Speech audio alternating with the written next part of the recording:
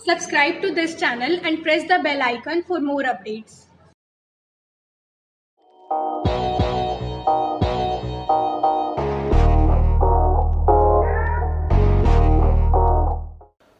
Hello student, welcome to Shukla institute.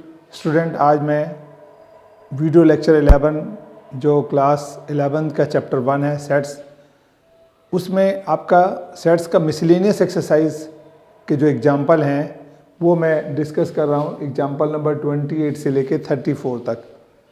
और student, आपको ये चैप्टर पूरा समझ आ गया होगा। अब ये मिसलेनियस है, यानी जितना आपने पहले किया है उन्हीं सब का मिक्सअप है।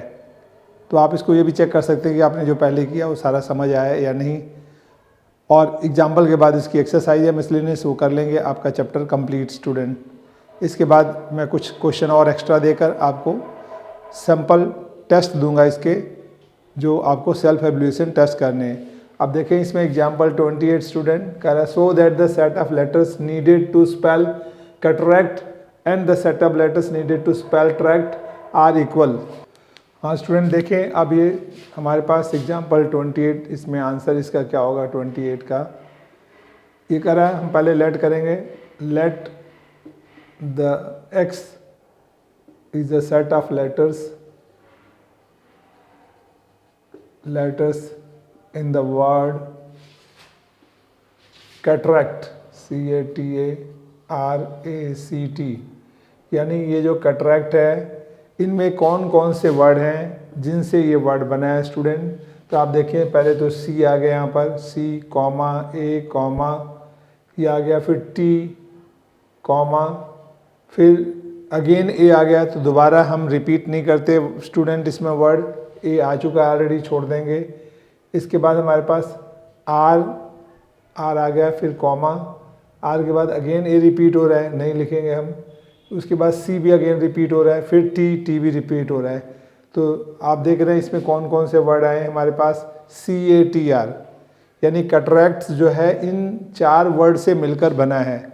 जो रिपीटिंग है उन्हें एक बार ही लिखना होता है।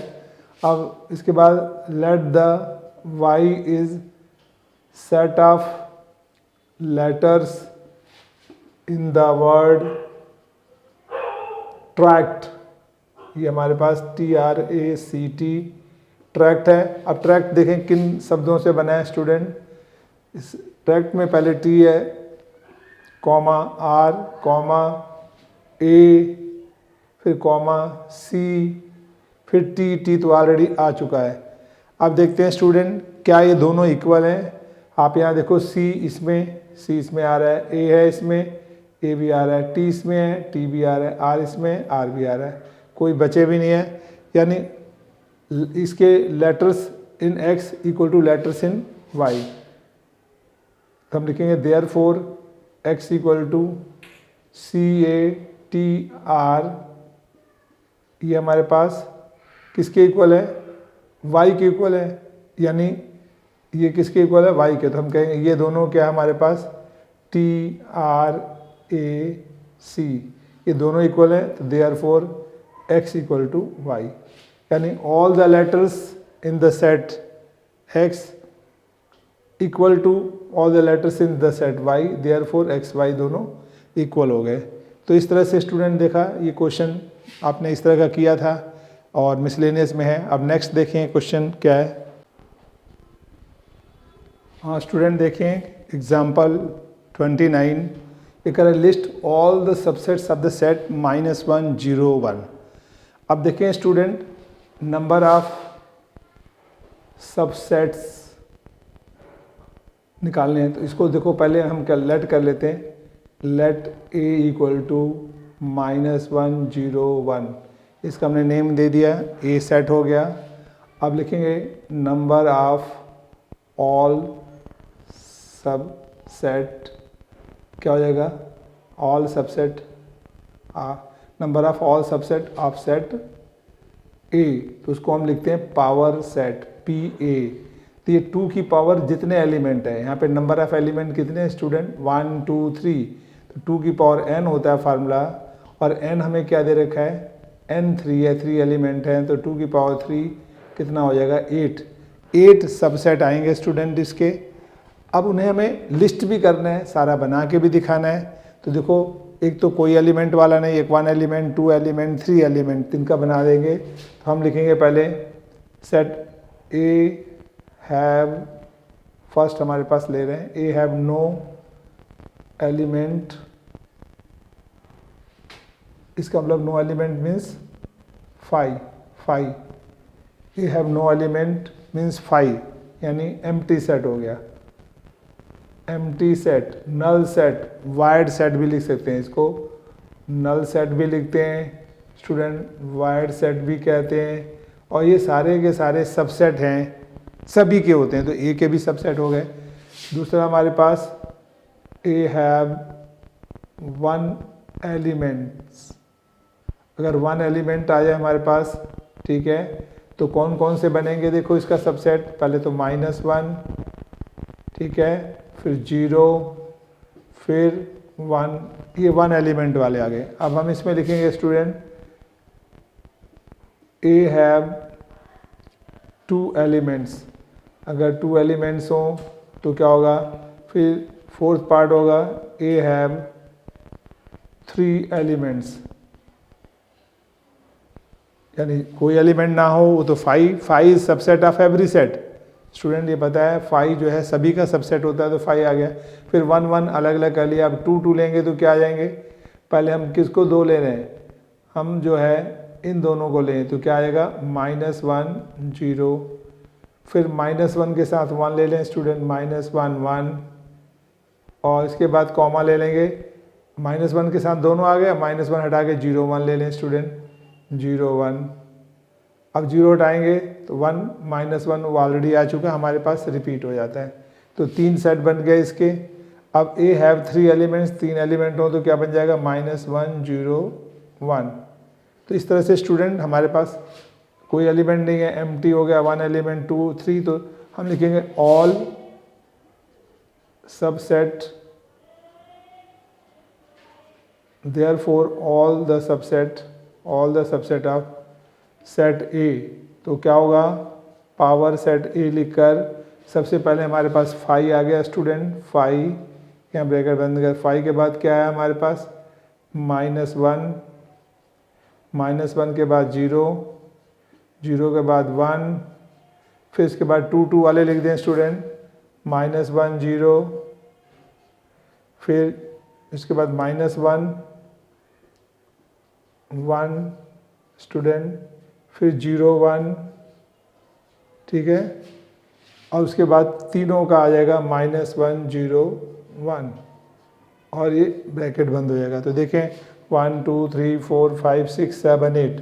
तो आपने स्टूडेंट देखा हमारे पास अगर 3 एलिमेंट हैं तो 2 की पावर 3 8 सबसेट बनते हैं। 2 एलिमेंट होंगे तो 2 की पावर 2 4 सबसेट बनेंगे। एक एलिमेंट होगा तो 2 की पावर 1 2। अगर कोई एलिमेंट ना हो तो 1 सेट आएगा, यानी जिसमें कोई एलिमेंट ना हो तो 5 तो सभी का सबसेट होता है, तो एक सबसेट तो सभी के होंगे। तो इस तरह से हम उससे भी पता लगा सकते हैं। और लिस्ट का आया तो ये लिस्ट बन गया, लिस्ट ऑल द सबसेट। तो list all the subset A, यहाँ लिख देंगे लिस्ट ऑल द सबसेट आप सेट ए का लिस्ट बना दिया हमने। तो इस तरह से स्टूडेंट इसे पावर सेट कहते हैं, यानी सेट ए का पावर सेट हमने फाइंड कर दिया। तो देखें कितना ईजी है स्टूडेंट, आप कर सकते हैं ऐसे क्वेश्चन। हाँ स्टूडेंट देखें एग्जाम्पल नंबर 30 जो है इम्पॉर्टेंट क्वेश्चन है, ये मिसलेनियस एक्सरसाइज का 30th क्वेश्चन है। अब इसमें देखें हमारे पास क्या है, so that A union B equal to A intersection B, implications A equal to B, ये हमें प्रूव करके लाना है। और ए बी आर क्या है, 2 सेट्स हैं। ए और बी जो हैं 2 सेट्स दे रखे हैं हमारे पास, ए सेट है और बी सेट है। अब यहाँ पे देखो स्टूडेंट एक बात बहुत इंपॉर्टेंट है, ये साइन होता है इम्प्लाइज का, ये होता है इम्प्लीकेशन का। ये 1 वे के लिए होता है, 2 वे के लिए होता है। इसे इम्प्लीकेशन भी बोलते हैं, इफ़ एंड ओनली इफ भी बोलते हैं, और IFF इफ भी बोलते हैं। ये 2 वे के लिए होता है। 2 वे का मतलब अगर हमने कहीं ऐसे लिखा हुआ है, इसका मतलब क्या है, इसका मतलब होता है कोई एलिमेंट है x कंटेन्ड इन A, यानी x belongs to A and also x belongs to B, यानी all the element of X belongs to A and also belongs to B, यानी जो ए में है वही एलिमेंट बी में भी है। तो वन वे है तो इसको इम्प्लाइज कह देंगे। अगर हमने स्टूडेंट इस तरह से दोनों साइड लिखा है तो टू वे में है, यानी X contained in A and also X contained in B. अब इसको बोलेंगे हम implications, X contained in B must be contained in A, यानी अगर एक्स ए में है तो बी में भी होगा और बी में है तो ए में भी होगा, दोनों साइड से हो, तब वो हमारे पास इम्प्लीकेशन यूज करते हैं। यानी X belongs to A and also X belongs to B. अब हमारे पास इम्प्लीकेशन हम इसको लगा देते हैं यहाँ पर इस तरह से, X belongs to B then X belongs to A, यानी जो एक्स ए में बिलोंग कर रहा है वो बी में भी आएगा और बी में है तो ए में भी आएगा, दोनों साइड से। यानी ए इक्वल टू बी है या ए के एलिमेंट बी में आ रहे हैं, अगर हम ऐसे कहते हैं ना ए के एलिमेंट बी में आ रहे हैं। जैसे देखें हमारे पास ए दे रखा है 1 2, बी दे रखा है 1 2 3 स्टूडेंट, तो ए के एलिमेंट किस में आ रहे हैं? बी में, ठीक है, बट बी के एलिमेंट ए में नहीं आ रहे हैं। अब यहाँ से 3 हटा दें, अब ए के एलिमेंट बी में आ रहे हैं और बी के एलिमेंट ए में आ रहे हैं, ठीक है, क्लियर हुआ पॉइंट। हमारे पास ए के एलिमेंट बी में, बी के ए में, तो यह इम्प्लीकेशन हो गया। अगर मैं ऐसे कहूँ कि कुछ एलिमेंट है, जैसे हमारे पास यहाँ 3 लिखा है 1 और 2, ये एलिमेंट हो गए हमारे पास 2 एलिमेंट। अब 2 एलिमेंट इसमें आ रहे हैं, यानी ये दोनों x हो गए। तो x किसको बिलोंग कर रहा है? a को भी। x बिलोंग किसको कर रहा है? b को भी कर रहा है। तो इसका मतलब हमें इम्प्लाइज कहेंगे, x बिलोंग कर रहा है a को, x बिलोंग कर रहा है b को, तो इम्प्लाइज हो गया 1 वे। लेकिन अब x बिलोंग कर रहा है b को, कोई एलिमेंट ले लिया हमने y, अब y क्या है 1 2 3, y बिलोंग कर रहा है b को बट y बिलोंग नहीं कर रहा है a को।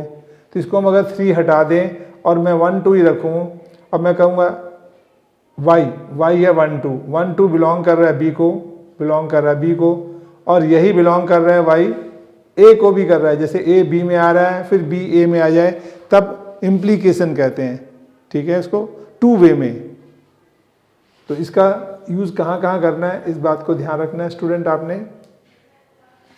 अब देखो जैसे ये क्वेश्चन है हमें दे रखा है, so that A union B equal to A intersection B, implication A equal to B, यानी जब ए और बी के इक्वल होगा तभी ऐसा होगा। अब इस केस को लेकर चलते हैं, हमने लेट किया यहाँ पे क्वेश्चन में A equal to B, then क्या होगा स्टूडेंट हमारे पास, then A union B equal to A, यानी ए और बी इक्वल होंगे तो दोनों का यूनियन क्या हो गया स्टूडेंट? ए आंसर आएगा। एंड ए इंटरसेक्शन बी निकालेंगे, ये भी होगा ए, क्योंकि गिवन कंडीशन है दोनों इक्वल हैं ए बी, तो इंटरसेक्शन बी ए होगा। इसका मतलब हमारे पास स्टूडेंट क्या हुआ, ये इम्प्लाइज, ये बन गया A union B equal to A intersection B, ये बात हमारे पास आ गई। तो इस तरह से हम कह सकते हैं इसको 10 ए इक्वल टू बी हमारे पास कब है, ए इक्वल टू बी, ये implies A union B equal to A intersection B, यानी ए और बी इक्वल होने की वजह से ये दोनों स्टूडेंट इक्वल आ रहे हैं, यूनियन बी इंटरसेक्शन बी। अब मुझे दूसरे साइड से भी करना पड़ेगा कन्वर्सली। अभी हमने लेफ्ट से लिया एक चीज़, ए इक्वल टू बी करके चले थे, ये आ गया। अब हमें दूसरी साइड से भी लेना है, कन्वर्सली इसका ले रहे हैं, देखें। हाँ स्टूडेंट, अब देखें ये तो हमने प्रूव कर दिया है, A equal to B implies A union B equal to A intersection B.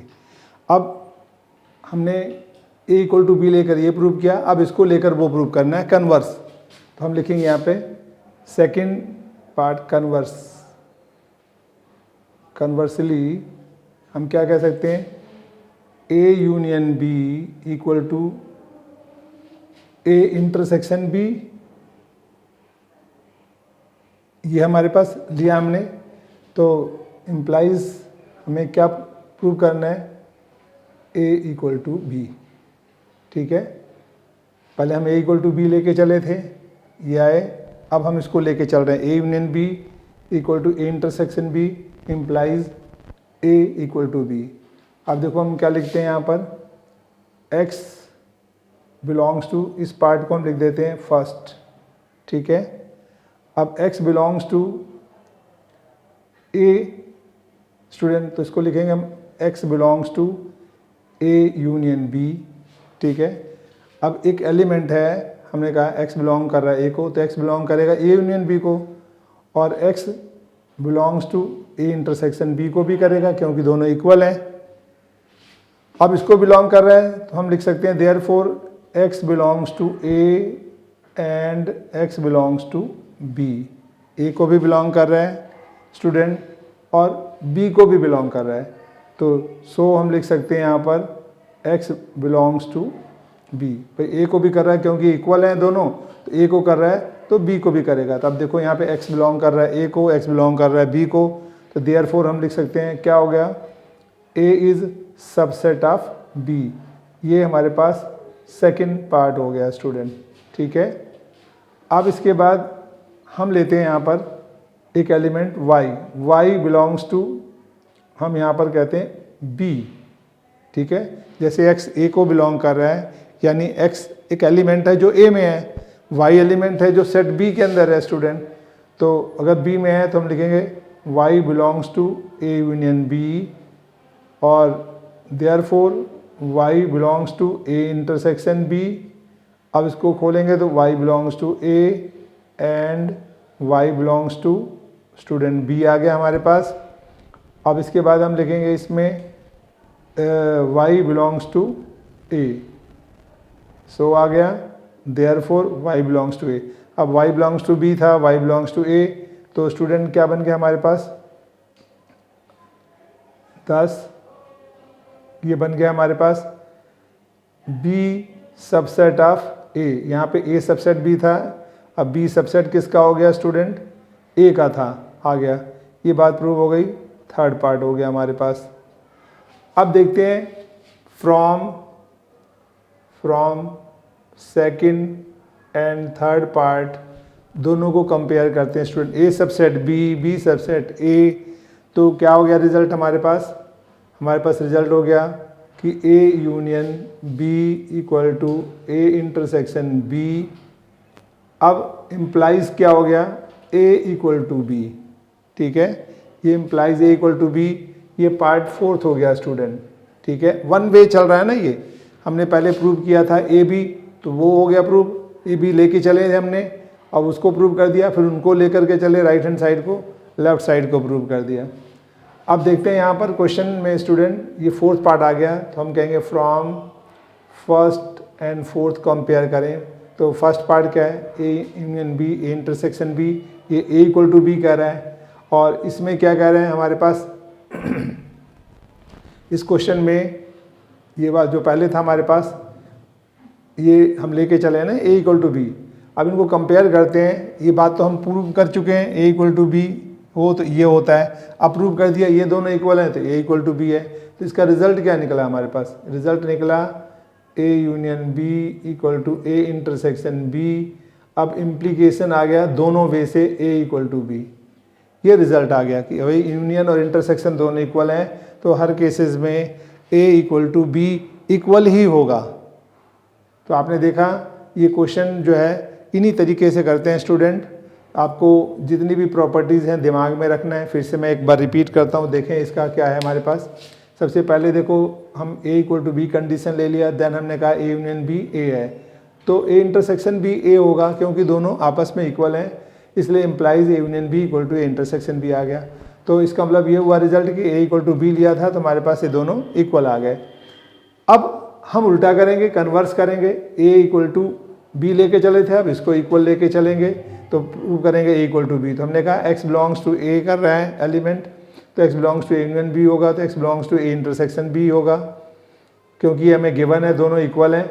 अब कह सकते हैं x belongs to A and x belongs to B, A को भी बिलोंग कर रहा है, बी को भी बिलोंग कर रहा है, और इसका मतलब है x बिलोंग्स टू बी, यानी x बिलोंग्स टू ए था, x बिलोंग्स टू बी यानी a सबसेट b, यानी एक एलिमेंट किस में आ रहे हैं, b में आ रहे हैं। अब सेम ले लें y बिलोंग्स टू b, तो y belongs to A union b, y belongs to A intersection b भी हो जाएगा, और y बिलोंग्स टू a करेगा तो आल्सो ये बिलोंग करेगा b को, इसका मतलब y b को कर रहा था, y a को बिलोंग कर रहा है, तो b से b सबसेट a हो गया। अब देखते हैं सेकंड थर्ड को, a सबसेट b है, b सबसेट a है, इसका मतलब क्या हुआ, इसका मतलब हमारे पास ये जो रिजल्ट था a union b, a intersection b, ये इक्वल है तो a इक्वल टू b है, यानी ये गिवन था तो ये प्रूव हो गया, और पहले a इक्वल टू b लिया था तो हमने ये प्रूव कर दिया, तो अब ये दोनों साइड से प्रूव हो गया, इसका मतलब a union b, a intersection b, ये इम्प्लीकेशन का साइन आ गया है, a इक्वल टू b है। तो इस तरह से स्टूडेंट आपने देखा है 30th क्वेश्चन, और इस तरह से इसको सॉल्व करते हैं।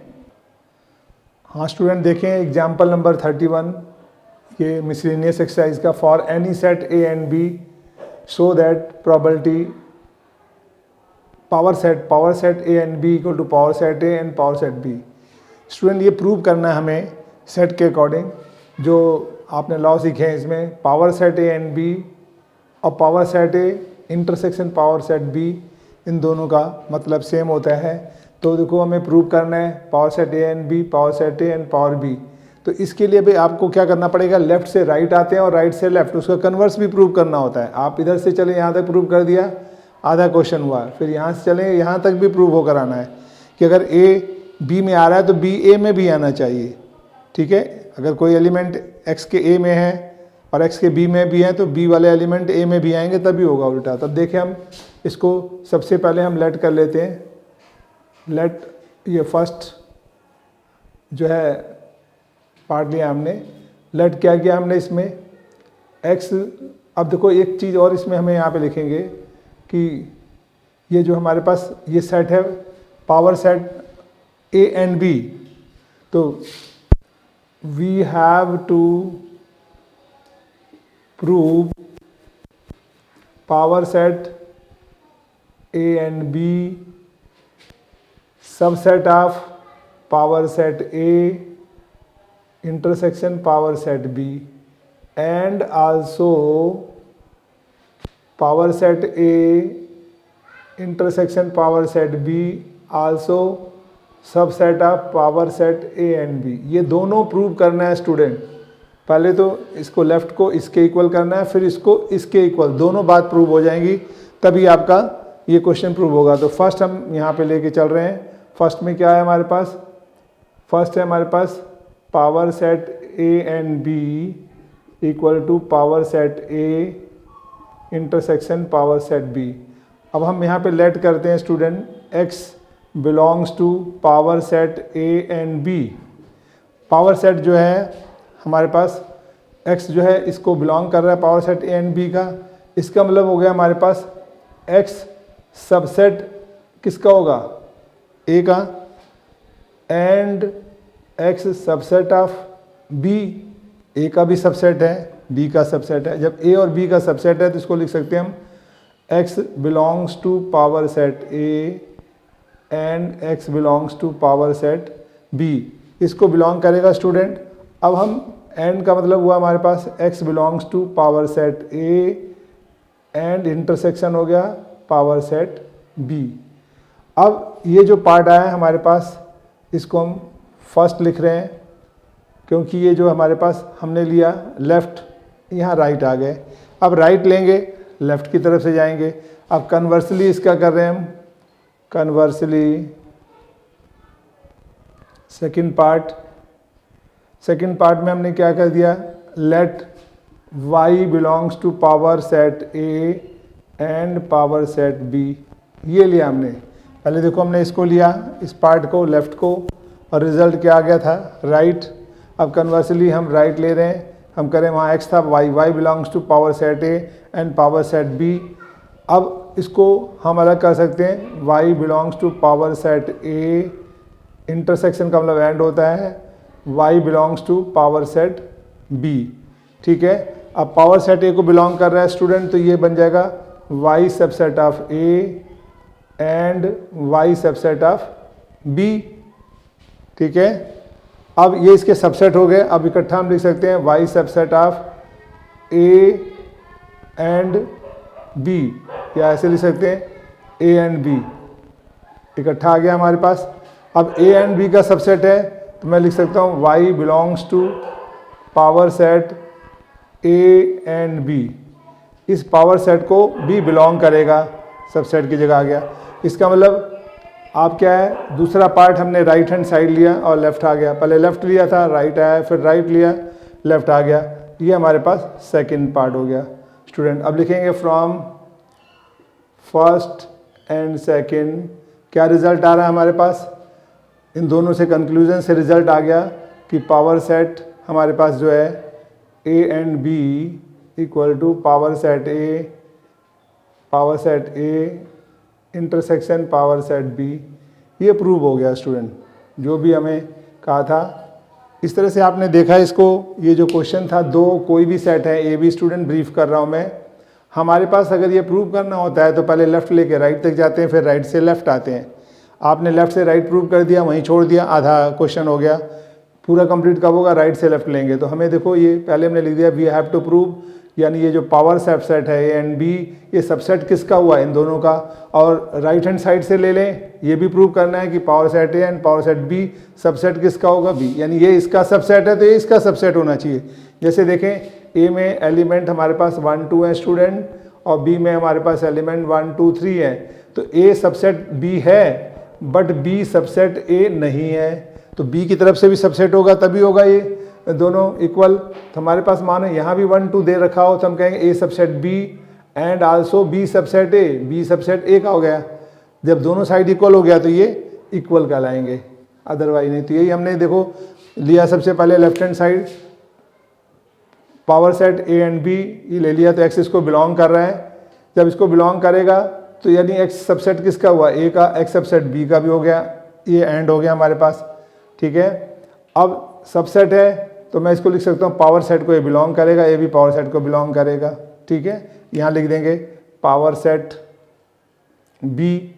अब एंड का मतलब इंटरसेक्शन हो गया, तो X belongs to power set A and power set B। अब कन्वर्सली ले रहे हैं स्टूडेंट, हमने कहा Y belongs to right hand side ले लिया, power set A and power set B intersection.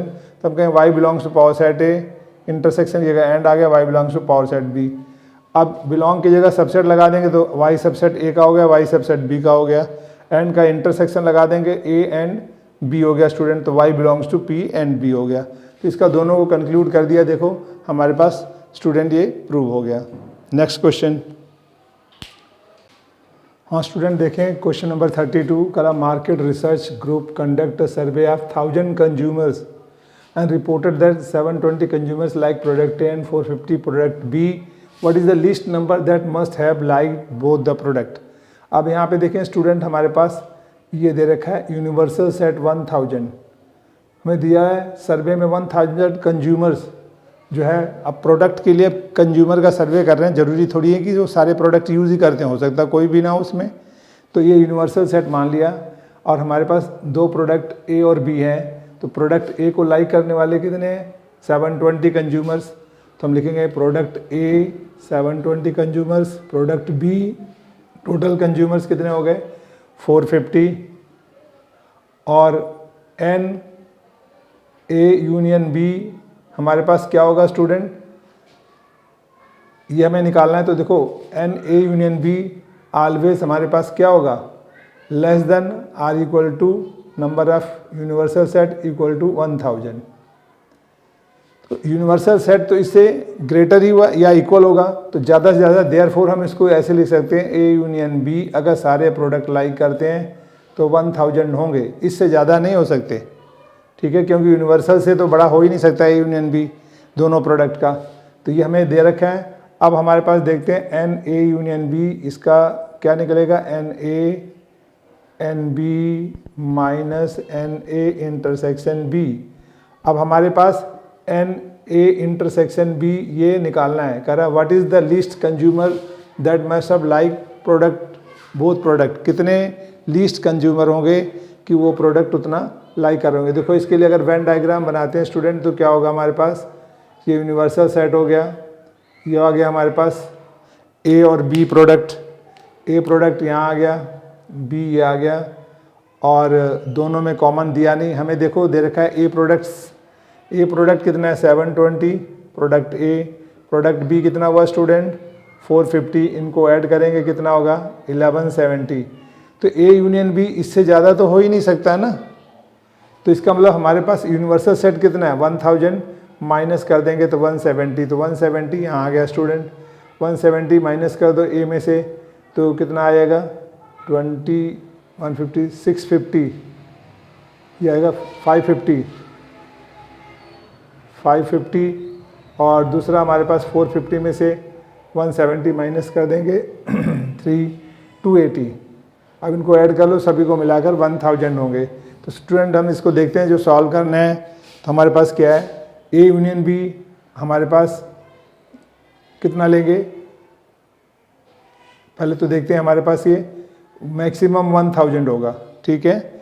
और ए प्रोडक्ट कितना है हमारे पास 720, बी कितना है 450 minus N, A intersection B निकालना है, इसको इधर लाएंगे स्टूडेंट, ए इंटरसेक्शन बी, तो ये कितना बन जाएगा हमारे पास 1170 और 1000 उधर माइनस कर दो तो ये 170 आ जाएगा। इसका मतलब ये हमारे पास इससे ज़्यादा कॉमन हो सकते हैं, यानी एट लिस्ट बोला है तो 170 मिनिमम कॉमन होंगे, ज़्यादा भी कॉमन हो सकते हैं स्टूडेंट। तो हम इसको ऐसे लिख सकते हैं greater than or equal to, ठीक है, greater than or equal to. तो मिनिमम कितना आ गया, दोनों का कॉमन 170 आ गया। तो इस तरह से आपने देखा स्टूडेंट हमारे पास 720 ए प्रोडक्ट था, ए बी था, यूनिवर्सल ये है तो यूनिवर्सल इससे ज़्यादा होगा या इक्वल होगा, ठीक है।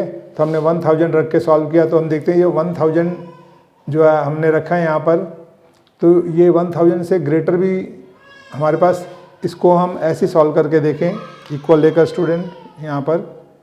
अब हमारे पास आ गया 170, तो 170 तो कॉमन है प्रोडक्ट, दोनों प्रोडक्ट लाइक कर रहे हैं। अब 170 से ज़्यादा भी हो सकता है, कॉमन प्रोडक्ट जो है 170 से ज़्यादा हो सकता है, बट मिनिमम कितना हुआ, एटलीस्ट कितने लोग हो गए जो कॉमन प्रोडक्ट यूज़ कर रहे हैं, एटलीस्ट 170। तो ये आंसर हमारे पास इसका आ गया। Next question 33। हाँ स्टूडेंट देखें एग्जाम्पल 33 है, कह रहा out of 500 car owners investigated, 500 का मतलब दो कार हैं ए और बी, तो ए यूनियन बी 500 हो गया या यूनिवर्सल भी 500 हो गया स्टूडेंट। कार ओनर ए हमारे पास कितने हैं 400, कार ओनर बी कितने हैं 200 और ए एंड बी दोनों कॉमन आ रहा है 550। अगर मैं इसको देखो स्टूडेंट वेन डायग्राम से बनाता हूँ तो आप देखें यूनिवर्सल सेट और ये आ गया हमारे पास, दोनों में कॉमन ए और बी में 50 हो गया, ए 400 है, 400 में 50 माइनस करो 350 और यहाँ पे 200 बी है तो 200 में 50 माइनस करो 150, तीनों को टोटल करें स्टूडेंट 400 550, जो कि गलत है। यूनिवर्सल से कभी ए यूनियन बी यूनिवर्सल से ज़्यादा नहीं हो सकता, ठीक है, उससे बाहर नहीं जा सकता। तो अगर हम निकालते हैं A union B N A plus N B minus N A intersection B, तो ये हमारे पास स्टूडेंट ये 500 है और ए कितना है 400, बी 200 और ये 50 और ये 550 आ गया, 550 500 के नहीं है इक्वल। और ये कभी भी एन यू जो है हमेशा greater than or equal to N A union B होगा, कभी भी एन ए यूनियन बी इससे इसके इक्वल होगा या इससे छोटा होगा, ठीक है। तो यहाँ पे तो ये ए यूनियन बी हमारे पास क्या आ गया एन ए यूनियन बी, ये 550 आया जो कि हमारे पास किससे क्या होगा, ये पॉसिबल नहीं है क्योंकि N A union B always क्या होता है लेस देन होता है इससे यूनिवर्सल सेट से। तो ये data therefore data is not correct नहीं है। हाँ स्टूडेंट देखें क्वेश्चन नंबर 34 और ये सोल्यूशन है 34। करा a college awarded 38 medals in football, football को हम स्टूडेंट लिखते हैं एफ, 38 मेडल्स हैं। 15 इन बास्केटबॉल, बास्केटबॉल को बी से उसमें 15 है। उसके बाद बास्केटबॉल के बाद क्रिकेट क्रिकेट में कितने हैं 20 इन क्रिकेट, और if these medals band to total 58, total 58 का मतलब football union basketball union cricket कितना हो गया 58 हो गया हमारे पास। And only 3 man got medals in all, यानी football and basketball and cricket तीनों में मिला करके 3 लोग ऐसे हैं जो तीनों मेडल ले रहे हैं। फुटबॉल में भी मेडल मिल रहा है, बास्केटबॉल भी, क्रिकेट, ये केवल फुटबॉल वाले हैं, ये बास्केटबॉल वाले हैं, ये क्रिकेट वाले हैं, केवल नहीं फुटबॉल, कोई और भी हो सकता है। और ये तीनों मिला करके 58 हैं और तीनों मेडल मिलने वाले 3 लोग हैं। अब हमें कह रहा है find medals in exactly 2 of the 3 sports, 2 of the 3 sports हमें निकालना है। तो देखो ज़रा इसका हम एक वेन डायग्राम बनाते हैं स्टूडेंट, और वेन डायग्राम से मुझे लगता है आपको ज़्यादा अच्छा समझ आएगा। ये यूनिवर्सल सेट हो गया। अब इसमें एक फुटबॉल, बास्केटबॉल और ये क्रिकेट 3 हो गए स्टूडेंट। इसमें देखें ये फुटबॉल, बास्केटबॉल, क्रिकेट। अब करा तीनों पर्सन तो इसमें आ रहे हैं ना, ये वाला एरिया हमारे पास आ रहा है जो तीनों गेम खेल रहे हैं, ठीक है, ये रेड पोर्शन। 3 मेडल जो हमें इकट्ठे आए हैं इसके अंदर आए हैं। उसके बाद है फुटबॉल, बास्केटबॉल। अब देखो एक बात हम इसको और समझते हैं स्टूडेंट, इसको नाम दे दें, ज़्यादा इजी रहेगा। इसको नाम देते हैं हम, यहाँ से देखें ये आ गया ए, इसको लें बी, ये सी, ये डी, ठीक है। यानी हमें जो निकालना है करें exactly 2 of the 3 sports. 2 of the 3 sport का आंसर क्या होगा एग्जैक्टली 2 ऑफ द 3 स्पोर्ट्स, ये निकालना है। यानी B plus C plus D, हमें ये आंसर निकालना है स्टूडेंट, बी सी डी। अब देखें बी सी डी में जो बन रहा है हमें एग्जैक्टली 2 स्पोर्ट्स में, वो कौन सा आ गया, ये जो ग्रीन पार्ट है ये फुटबॉल और बास्केटबॉल। अगर ए लेते हैं तो इसमें क्या होगा, हमें क्रिकेट भी शामिल हो गया। अब ये वाला डी वाला पार्ट आ गया जो हमारे पास ग्रीन है, ये क्या आ गया बास्केटबॉल और क्रिकेट, ओनली बास्केटबॉल क्रिकेट, 3 में से कोई 2। और ये जो है हमारे पास फुटबॉल और क्रिकेट 2 गेम आ गया, सी वाला पार्ट। तो ये बी डी सी, ये आंसर निकालना है आपको। अब देखें कैसे निकालते हैं स्टूडेंट। अब हम फार्मूले के अकॉर्डिंग इसको लिख देते हैं हम, N A union football, football union basketball union cricket, football basketball cricket minus football and basketball, basketball and cricket minus cricket and football, फिर plus football and basketball and cricket. ये फार्मूला होता है 3 events के लिए student. और हमारे पास 58 तो दे रखा है यहाँ पर, फुटबॉल वाले 38, बास्केटबॉल वाले 15, क्रिकेट वाले 20, और ये हमारे पास तीनों एज इट इज़ हैं, football and basketball, basketball and cricket, cricket and football, और ये हैं 3। अब इन तीनों को ऐड कर दें स्टूडेंट, हमारे पास कितना होगा 73 और 3 76, और इन तीनों को स्टूडेंट उधर ले आएँ। और फिर यहाँ पे देखें 58 आ गया हमारे पास, और माइनस बच गया football and basketball, basketball and cricket and football. अब इन तीनों को उधर ले जाएंगे student, football and basketball, basketball and cricket and football, और ये आएगा 76 माइनस 58, 60, 16, 18 आ गए। जो 2 गेम, कम से कम 2 गेम खेलते हो, तो इसमें देखो 2, तीसरा भी हो गया। तो हमें तो कम से कम 2 गेम निकालने हैं, तो क्या हो जाएगा देखें इसमें answer, N football and basketball, basketball and cricket and football. तो ये हमें निकालना है at least exactly 2 of the 3 sport, exactly 2 of the 3 sports. तो अब देखते हैं हमारे पास ये सब हमें कितना दिया हुआ है, ये निकला हुआ है 18, ठीक है, हमें किसके इक्वल दे रखा है 18। अब हमें निकालना है बी सी डी। तो देखते हैं football and basketball, football and basketball में क्या होता है A plus B, basketball and cricket में A+D, क्रिकेट एंड फुटबॉल में हमारे पास क्या आ रहा है स्टूडेंट, A+C = 18। ए की वैल्यू हमें गिवन है, ए क्या है हमारे पास, ये ए है, गिवन है ऑलरेडी। A3 है plus B, A3 + D, A3 + C = 18। तो ये आ गया B + C + D = 18 - 9, स्टूडेंट 9 आ गया। तो B + C + D 9। तो हमें यही आंसर फाइंड करना था। तो एग्जैक्टली 2 ऑफ द 3 स्पोर्ट्स में स्टूडेंट आंसर क्या हुआ हमारे पास 9। ये B C D इसको भी मिला लेते हैं, तो अगर बोलता ना एटलीस्ट 2 ऑफ द 3 गेम्स, कम से कम 3 में से 2 गेम खेलने वाले हों, तब तो पूरा 18 आंसर आया था। लेकिन उसने बोला एग्जैक्टली 2, यानी ये वाला ए हट जाएगा। तो ए की वैल्यू डाल दी तो B C D आ गया, केवल 2 स्पोर्ट्स खेलने वाले। तो स्टूडेंट इस तरह से आपने देखा मिसलेनियस के एग्जाम्पल हो गए। अब स्टूडेंट आप पेन और नोटबुक लेकर बैठे हैं और पूरी मिसलेनियस एक्सरसाइज सॉल्व करें। और कहीं भी दिक्कत आती है तो अगला जो वीडियो हमारा लेक्चर नंबर 12 होगा, उसमें आपको पूरा सोल्यूशन उसका मिल जाएगा। और उसके बाद आपको जो है मैं टेस्ट पेपर दूंगा और करेंगे इस तरह से। आपको कॉन्फिडेंस, आई थिंक आपको कॉन्फिडेंस आ गया होगा और पूरी तरह समझ आ गया होगा। Thank you student.